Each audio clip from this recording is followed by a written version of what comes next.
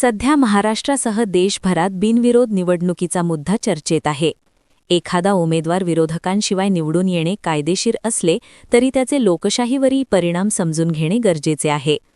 लोकप्रतिनिधी कायदा 1951 मधील कलम 53(2) नुसार उमेदवारी अर्ज मागे घेण्याच्या मुदतीनंतर केवळ एकच उमेदवार रिंगणात उरल्यास निवडणूक निर्णय अधिकारी त्याला थेट विजयी घोषित करू शकतो आणि अशावेळी प्रत्यक्ष मतदान घेणे बंधनकारक नसते.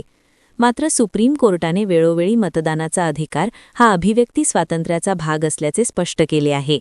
2013च्या नोटा निर्णयात मतदारांना सर्व उमेदवार नाकारण्याचा अधिकार मान्य करण्यात आला, पण सध्याच्या नियमांनुसार नोटाचा पर्याय फक्त मतदान झाल्यासच उपलब्ध होतो. त्यामुळे बिनविरोध निवडणूक झाली तर मतदारांना आपली नाराजी व्यक्त करण्याची संधीच मिळत नाही. याच मुद्द्यावरून आता कायदेशीर वाद पुढे आला आहे. एकच उमेदवार असला तरी मतदान घ्यावे आणि नोटाचा पर्याय द्यावा अशी मागणी काही याचिकांमधून करण्यात आली आहे.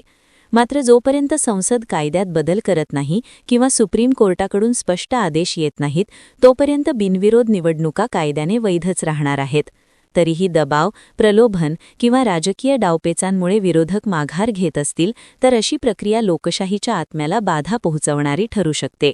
त्यामुळे कायदेशीर चौकटीसोबतच मतदारांच्या भावनांचा विचार होणे हेच आरोग्यदायी लोकशाहीसाठी आवश्यक आहे.